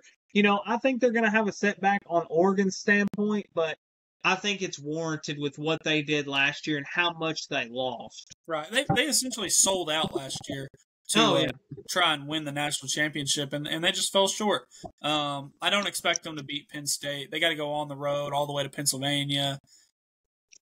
I don't see that boding well for the Oregon Ducks. But let's quickly get into USC and Lincoln Riley. Lincoln Riley kind of, whenever he started at USC, he tried to do the microwave fix where he brought in a bunch of transfers. Now, some of them were Oklahoma guys that he had previously coached, but the vast majority of them were just whoever wanted to come, essentially, that he deemed good enough to play. And now they're kind of starting to get their high school recruiting classes in. They're a team last year that lost a lot of close games, and this could be a USC team that, I know we've said sleeper a lot, but I don't really think it would be a sleeper considering the amount of support and what kind of Lincoln Riley's pedigree as a coach. Obviously, it's going to be important for them to figure out defense. Lincoln Riley has yet to figure out how to play defense in college football, or hire someone that does. I just think Oregon, I don't even know who their quarterback is this year, to be honest with you. I just kind of quickly glanced over them. It's their quarterback is Jaden Maheva. Mm-hmm. Maheva, he's pretty good. He came from UNLV, had 3,000 yards at UNLV. That was 2 years ago. Right. And then in 2024, obviously backed up Miller Moss. He played in 4 games with the Rose Bowl with the bowl game, versus Texas A&M. He threw for 300 yards, 4 touchdowns, and 3 interceptions. My biggest thing is I don't see Lincoln Riley having a bad quarterback 2 years in a row. I just don't see it. I don't think it's going to happen. I think he's going to have a pretty decent quarterback. I think this kid's going to be, halfway decent. I don't think he's going to be some world killer, but it wouldn't surprise me if he finishes 5th in the Heisman odds just because it's Lincoln Riley's quarterback. Right. They have a running back. Eli Sanders came from New Mexico. He was a 1,000-yard back. I think he's going to be pretty good. And I think any back in Lincoln Riley's system is going to have yards, but it's only because their quarterback opens up the run game. They're returning their 2 top receivers, Malik Lehman and then Jacoby Lane. Jacoby Lane went 7 for 127 and I think 2 touchdowns in the bowl game. Everybody's going to be talking about how Zachariah Branch is gone. Really, if you look at the analytics and look at the stats, yes, the dude was an absolute freak show when it came to explosive plays. They put him in on kickoff return, punt return. I mean, this dude was an absolute freak. But in offensive scheme-wise, he really wasn't that effective. It's not like I don't think they're going to miss him as much as what everybody is acting like they missed him. Like I said, they returned their top 2 receivers. It's the second-year defensive coordinator, Deontay Lane. Mm-hmm. I think he's going to have a big year because they did improve last year. I think they're going to show improvement, and I think Lincoln Riley has heard enough about it, how his defense sucks. I think he's finally hired somebody that is going to be good at defense. They lost 6 games They lost 6 one-score games last year. So 7 or less points or 8 or less points they lost last year. So that means even the games they lost, they were still very, very competitive. The only thing that I have to say about USC, Mason, there's only been one team with a head coach that calls plays that has won a national championship in recent memory, like since 2000. And that was in 2013, Jimbo Fisher with Florida State. That's the only team that ever won where their head coach called the offensive plays. Ryan Day gave it up, and then he won. Now, obviously, we brought in Chip Kelly, but that's just a testament to say I don't think Lincoln Riley or USC could win a national championship if he's calling plays. I think they're a little ways away from it, but I think they could make a run in the college football playoffs if they can get some stuff figured out on defense. I think with Lincoln Riley's offense, I think stuff's going to figure itself out, and I don't think they're going to be bad on offense 2 years in a row. Well, and what bodes well for the Trojans is they do get a little bit of a ramp up for their quarterback. So they play Missouri State at home, Georgia Southern at home. They go to Purdue, which we talked about. They're going to be terrible. And then they get Michigan State at home. I don't really have high aspirations for Michigan State either. But then they go to Illinois. That'll be a tough one. They host Michigan, who can make a game ugly. They go to Notre Dame. They go to Nebraska. That's a 5-week stretch. That's a SEC type of schedule right there. You don't normally see that in the Big Ten. Normally, you get Northwestern or UCLA in there. And then you get Northwestern at home. Then they get Iowa at home. Then they go to Oregon, and then they host UCLA. So they don't get a break at all this year. That'll definitely be, if they do have another 7-5 year or whatever. I don't think it's because they're bad or they didn't get any better. I just think they play a gauntlet, Yeah, I mean, it's a tough schedule. Like you said, I mean, Nebraska's not a team to sleep on. 2, 3, 4 years ago, people would say, oh, they're playing Nebraska. Nebraska's going to be a lot better this year, and that's a tough stretch. They got to play Notre Dame and Nebraska. You said in back-to-back weeks, right? They got to go to Illinois, then they host Michigan, then they go to Nebraska or to Notre Dame, and then they go to Nebraska. Yeah, I mean, like you said, that's a gauntlet. That's a lot like an SEC schedule. And I hear you, but the SEC hasn't had a team in the national championship game in the last 2 years. So that don't mean nothing. But you're right. I mean, I like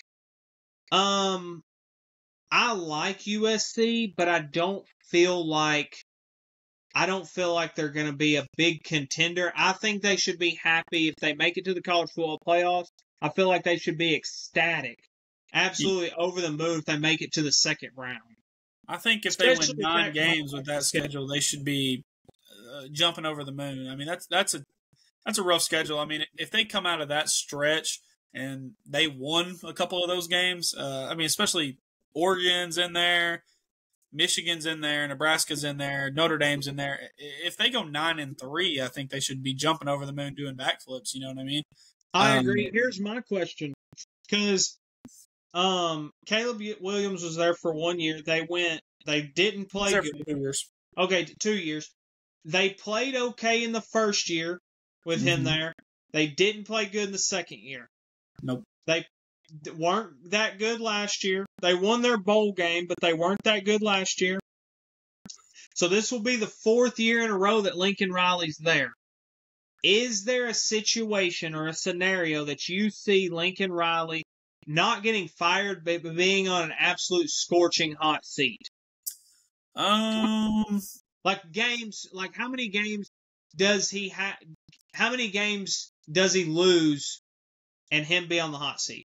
I think if he loses more than 4 games, they're going to be uneasy for sure about it. Yeah. I just don't think at a place like USC, I don't know. I feel like USC wants to be back where they were before 2010. And I just don't think anything below 8-4 suggests that you got any better. Yeah, I agree. I honestly think the same thing. I mean, I don't think that he's gonna blow the world away, especially with that schedule. I didn't know how hard their schedule is. That's a tough schedule, especially at the end of the season. I mean, It's not like you're getting it in the middle. You're going to be coming off of injuries, fatigue, stuff like that. Yeah, that's a tough schedule for anyone, let alone somebody that's bringing in a new quarterback and a defensive coordinator that's not new, but he's still fresh. And, that's a tough schedule. But the good thing for USC is they did play a lot of teams close last year. They played a tough schedule last year. So, I mean, this isn't going to be new to them necessarily. They just got to get things done, and you can only play games as they are on your schedule. So, exactly. Obviously, if Lincoln Riley's complaining about it at the end of the year, that says a lot more about his mentality. But I don't think they're going to back down or anything. I think this could be a team that whenever you look at, they could have one of the best resumes at 9-3. Yeah. And here's my thing: that I'll say before we end the show. So I know I just came on the show. This is only my second episode. We talked about the ACC, and now we've talked about the Big Ten. And there's a bunch of teams in both of those conferences that we have said you don't know what they're going to be. Right. I think this year in college football, I think we could have one of those years that we look back on and say, oh my gosh, we had good games every single week. Mm-hmm. And for all the people that are out there that are complaining about the transfer portal and hate it, and I think that they should change it a little bit, this is what the transfer portal's given you. Even though some of these teams don't have a lot of transfers, it's giving you the opportunity to where you don't have all your players going to Ohio State, Alabama, Georgia. You have a lot of your players going to Nebraska's, Iowa's, Indiana's, teams like that, because they can give out a little money. 5 years ago, Dylan Raiola never would have went to Nebraska. Now, his family's a Nebraska alum, but they did give him some money. What I'm getting to is don't just focus on the bad things in college football. Look into what it's benefiting you right now, because 5 years from now, it could be totally different. And you look back and be like, dang, I really wish I would have appreciated the 2020 to 2025 seasons. Well, I hope by the time we get to 2030, we have this whole NIL thing figured out. I hope we do have a little bit different of a transfer portal. I do like the to an extent that how you can't just look at a schedule and know exactly what it's going to be. And there's a lot of uncertainty. I mean, it feels like every year might be 2007 going into them. So, I mean, you just don't know what to expect. And I think that is exciting. There are just some things that I would like to see differently, but we can get into that on a different episode. It is getting late here. We do have jobs still. If you want to change that, though, and you want to support us, you can follow us on YouTube or subscribe to us on YouTube, follow us on TikTok, follow us on Spotify. Be sure to like the videos if you watch them. It pushes our content out to more people, gives us an opportunity to reach more views and to hopefully grow as a show. Hopefully we're a little bit more consistent from here on out with who's on the show with us. We just got to get our schedules all together. Like I said, we're all working. So we appreciate you. I want to know where everybody's watching from, too. We got some, not from, but like, who is your team? Comment your mascot in the comments, either if it's on TikTok or Instagram or, YouTube. Just tell us, give us a Buckeyes or a Hogs or a Cornhuskers. Let us know where you're watching from. And if you have any feedback, let us know. I mean, we're just now starting to do this, so we're open to learn about anything and what we can do better. Or, if you don't like us, at least give us a subscribe and the like. And, if you hate us, let us know. That's cool too. I enjoy arguing with y'all in the comments. So just make sure you tell a friend too. That would be awesome. But more than anything, we appreciate y'all for listening. This is kind of just like a thing we love to do. We talk about college football on our own anyway, so we might as well put ourselves on a camera and see where it goes, guys. Thank y'all so much. This was 3 Deep South.